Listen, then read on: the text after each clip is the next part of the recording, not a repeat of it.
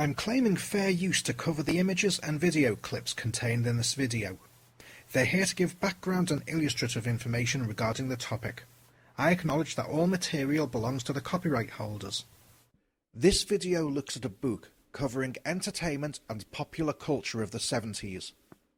There is a brief mention of a show which is considered racially offensive by today's standards, and the public service announcements would be too disturbing for broadcast today. Whilst I do not dwell on the aspect of racial insensitivity, I do discuss and show some of the public service announcements that impacted me as a child. If you are easily upset or offended, then please do not continue with this video. Seriously, this is your last warning. Okay, you've been warned, let's hit it! I was born in the back end of the 1970s and grew up throughout the 1980s. I will maintain to my dying day that we had the best TV, the best toys, more on that in the next episode, and the best films. However, both the 70s and 80s had very different sensibilities than today.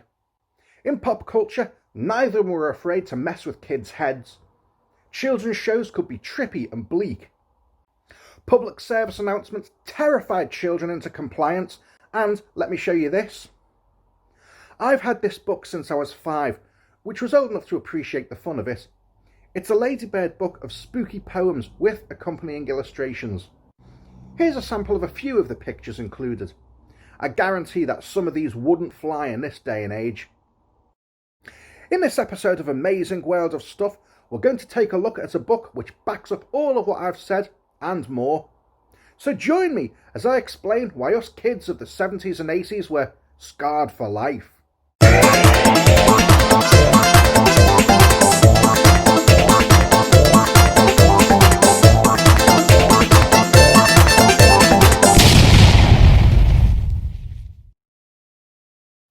Scarred for Life Volume 1 is a very hefty tome, exploring a multitude of different aspects of popular culture from the 1970s, which were either aimed at kids or fell into their sphere of recognition. It was written by Stephen Brotherstone and Dave Lawrence and spans over 730 pages.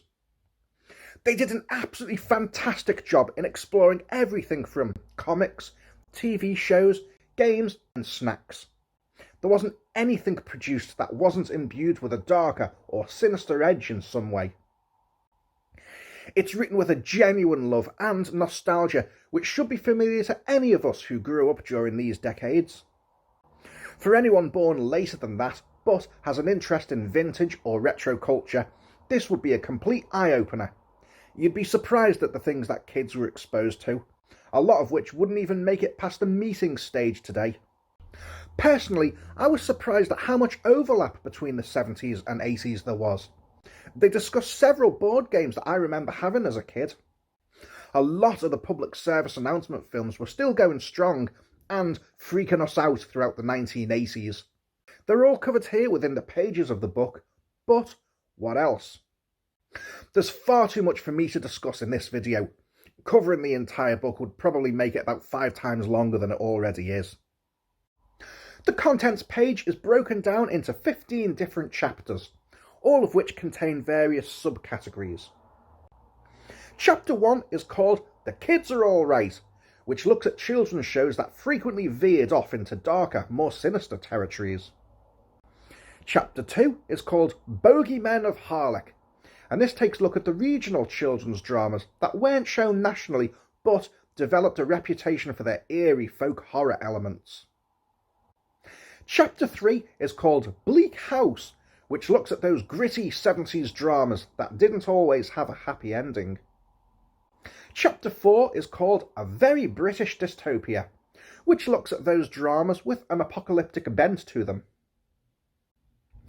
Chapter 5 is called Sci-Fi UK, and checks out shows such as Space 1999, UFO and Blake 7.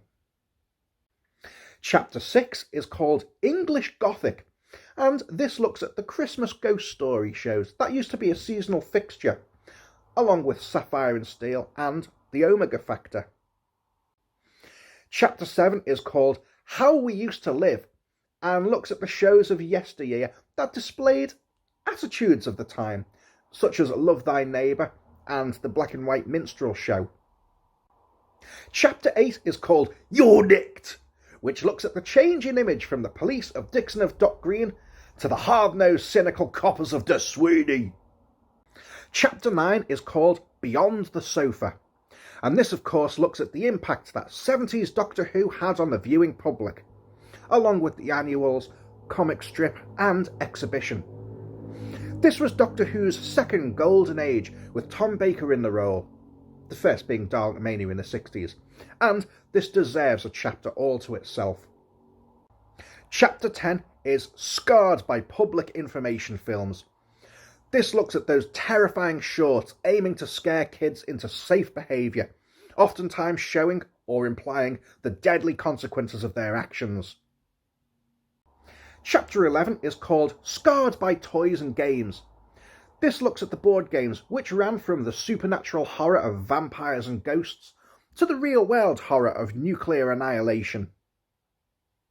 Chapter 12 is Scarred by Films, which looks at the changing face of horror, grittiness and violence in 70s films.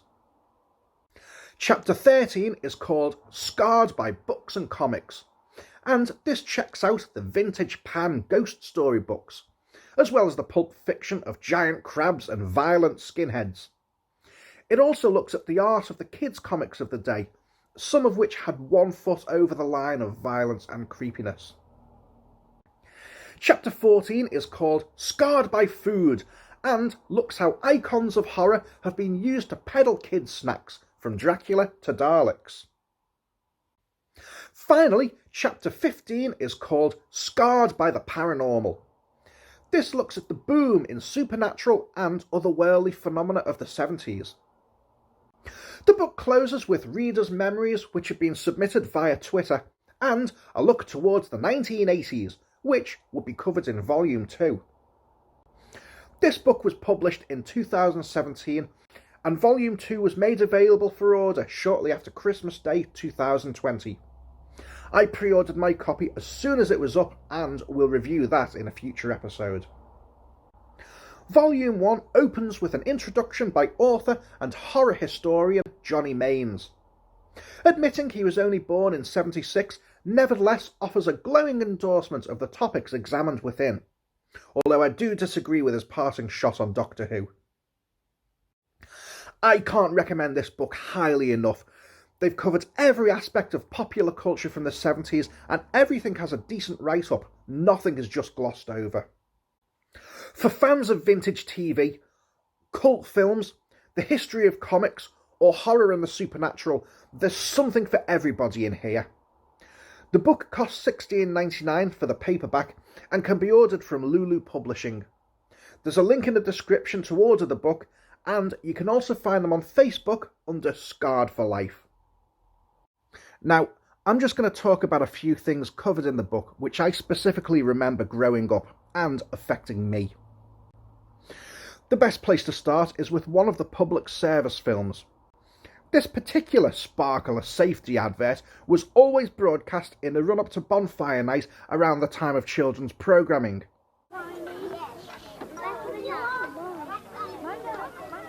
Even a sparkler can be dangerous if you don't take care. A sparkler stays hot even when it's out. Make sure your child doesn't start November the 6th like this. That advert absolutely petrified me, and I refused to even touch sparklers as a kid in case the heat worked its way down to the handle and burnt my hand. But that was nothing compared to the next film about power station safety.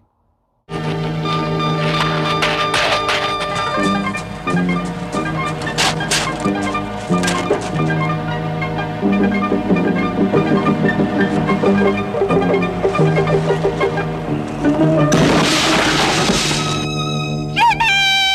66,000-volt shock killed a boy today when he broke into a substation. The electricity board warns children to keep away from substations.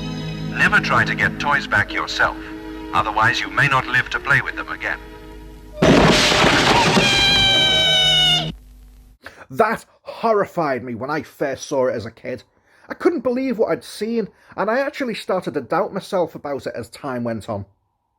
It was only when it was covered in Charlie Brooker's How TV Ruined Your Life that I realised I hadn't imagined it.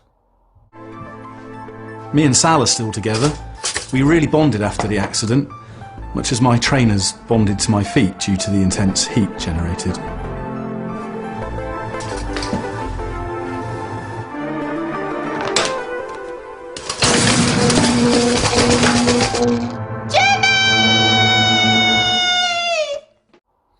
There were a few of them which I'd never seen, but after reading about them in the book, I'm really glad about. I think Apaches would have traumatised me for life. There were a couple of board games discussed in the book which I was surprised to see, as I had them growing up in the 1980s. Game of Dracula from Waddington's was a 4-player board game in which you had to escape from Castle Dracula. At the same time, there were 2 vampire bats as well as Dracula himself travelling around the board. If they captured you, then you became a vampire and had to wear a cardboard bat mask. I very rarely played the game when I had it, but I did play with the Dracula piece a lot. It was cool to have a vampire toy. Unfortunately, it got sold off, donated or given away as I grew up, and it does seem quite hard to get hold of these days. The second was another vampire game called I Want to Bite Your Finger, which had a smaller board but a large standing vampire with a clock in its cape. At certain points, while changing the time on the clock, his cape would fly open. Then you would have to put your finger in his mouth and press down on a lever at the back of his head. There was a stamp with 2 red ink pads, which would either leave you with a mark indicating a bite, or would lock and you escaped being bitten. Like Game of Dracula, my copy went elsewhere to clear space many, many years ago. I showed this to my little daughter the other day, and she seemed fascinated, but very scared by it. It goes for about 80 quid on auction sites anyway, so I can't see us playing it anytime soon. I'm a massive Doctor Who fan, mainly Hartnell through to Tennant. In fact, here's a brief look at some of my collection. I'm toying around with the idea of doing a spin-off YouTube series looking at just Doctor Who stuff in the future. I was delighted that the show was covered in this book. The authors admitted that at one point it almost wasn't, as Doctor Who has probably had more written about it than any other sci-fi show. Us fans are an obsessive lot. They discussed the Doctor Who exhibition in Blackpool, which opened in 1974 and closed in 1985. This and its Longleat counterpart were advertised after the show every week, and I haunted my parents back in the day to take me. My pestering eventually paid off and wore my parents down, and we jumped into the unreliable old Mini and drove from Liverpool to Blackpool. The entrance on the Golden Mile was a huge police box with a painted mural of the logo and portraits of the 6 Doctors. The theme tune played on a loop to set the ambience. I couldn't have been more excited. That is, until I got to the entrance. A set of stairs led down to a dark corridor, which you followed around to see the exhibits. However, staring up and screeching threats against smoking in the exhibition was a Dalek. It's fantastic watching this show and getting the safe scare in the safety of your own home with your family. However, for a 5 or 6-year-old to suddenly be confronted by this screeching alien death machine, made out of plywood and Morris Minor lights, was terrifying, and I started panicking and proclaiming that I wasn't going in. My dad grumbled that he'd driven all this way and that he was going to go in, so it wasn't a wasted trip, and promptly did so. My mum was able to calm me down, and we compromised that I would go through the exhibition, but I'd keep my eyes closed. I did get a couple of souvenirs from there, though. Postcards of Colin Baker, who was the current Doctor at the time, and Peter Davison, whom I'd started watching the show with. And here's that original postcard. A bit worn and dog-eared, but not bad considering that it's about 30-odd years old. I suppose it's a bit disingenuous to say that it scarred me for life, as I do now own a full life-size Dalek. Before we move on to the next section, I want to give a huge shout out of appreciation to Roger M. Dilly, who was kind enough to allow me to use his photos of the Doctor Who exhibition in Blackpool. Thanks, Roger, you're a king amongst men, and it's thanks to people like you that generations like me can relive the magic of the 70s and 80s. In the section, English Gothic, they examine the time when the television networks weren't afraid to put on a really good ghost story. In fact, it appeared to be a Christmas tradition, and one that I personally indulge in during the festive season. The main source of inspiration came from the words of Montague Rhodes James, better known as M.R. James, an author my dad recommended to me when I was much younger. Amongst the stories adapted were A Warning to the Curious, Lost Hearts, and The Ash Tree. M.R. James was an English scholar and author. I believe that he used to invite his friends and colleagues to his room in King's College, Oxford, on Christmas Eve to read the latest ghost story that he'd written. His works, now perhaps a little dated, but still effective, are very good. I particularly enjoyed the stories Lost Hearts and The Ash Tree, and highly recommend them. There was a fantastic audio version of a story called A View from a Hill, read by Derek Jacobi, in which a pair of macabre homemade spectacles allow the wearer a glimpse into the past. In the same collection was a reading of The Ash Tree as well. It's called Ghost Stories Volume 1 and well worth picking up. I didn't see the dramatisations until the mid-90s when I was a teenager, and even though I'd seen much more graphic content by then, I appreciated the sinister atmosphere they created. Even Tom Baker got in on the act back in 1978 with the series Late Night Stories. This consisted of 5 episodes, although only 4 were broadcast. The 5th was never shown due to a shutdown caused by strike action. It's a very effective, simple series which sees Tom Baker sitting in a studio set delivering the story. As they describe it in the book, it's like an adult's version of Jackanory. Some of the stories are quite graphic and Baker relishes it. The whole series, including the unbroadcast 5th episode, was included on the Doctor Who DVD, The Armageddon Factor, as part of the Key to Time series.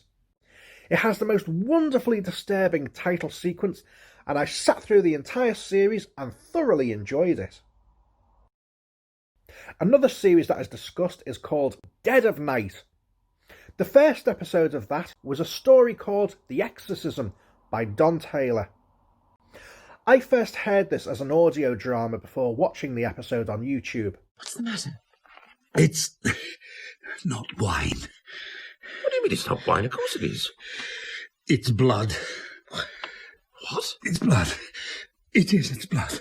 Don't be silly. It is, it's blood. Taste it. I'll get a cloth. Well, we'll see.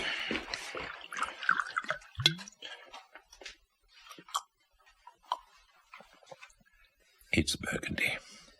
Very good burgundy. I'll let you taste it.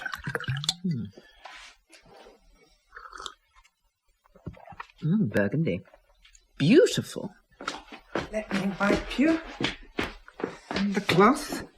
I don't understand. Really, taste mine. Really, I'm not joking. Here. They must be going mad. It smells just the same. Look. Now, that's not blood, is it?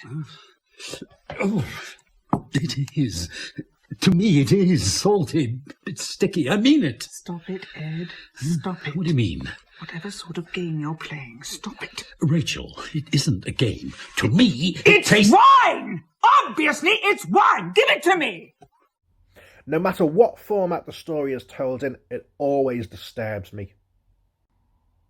The TV version starred Anna Cropper, Clive Swift, Sylvia Kay, and Edward Petherbridge, and tells the story of 2 very well-to-do couples who spend Christmas in a renovated cottage. As the evening continues, the power fades, their food tastes like poison, and they become trapped in the house with a malevolent entity approaching.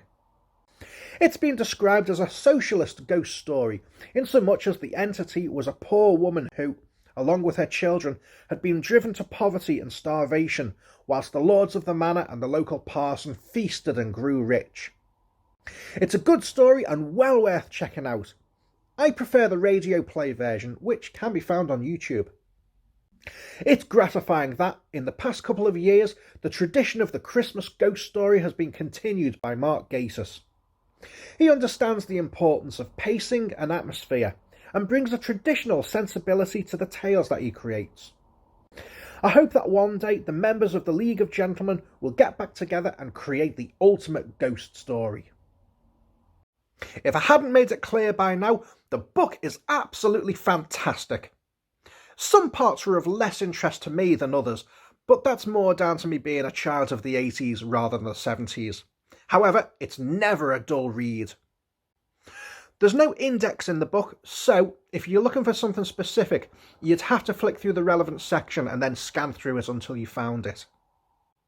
None of this is to its detriment, though. It's a very entertaining, insightful book that sweeps you along with a nostalgic love for its subject. I'm genuinely looking forward to Volume 2, as I'll connect more with the pop culture and the television shows of the 80s. Click on the link in the description to order a copy and follow them on Facebook under Scarred for Life. Thanks very much for joining me. If your appetite for all things creepy hasn't been satisfied yet, then check out some of my 15-second horror film shorts on the channel. There'll be more coming later on this year. If you've enjoyed this, then why not check out some of the previous episodes of Amazing World of Stuff. Episode 1 looks at the Garbage Pail Kids sticker series Revenge of Oh the Horrible, and the horror films that inspired the cards. Episode 2 looks at issue 1 of the rare UK horror magazine called Terror from December 1991.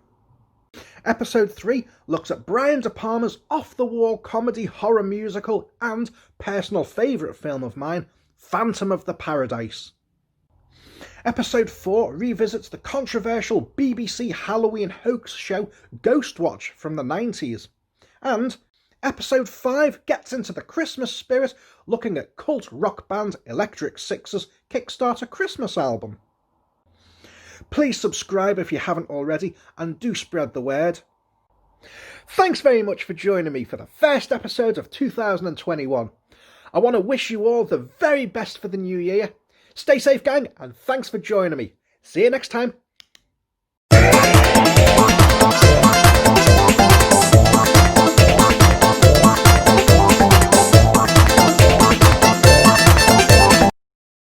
Look what landed in the post today, just as I was finishing off this video.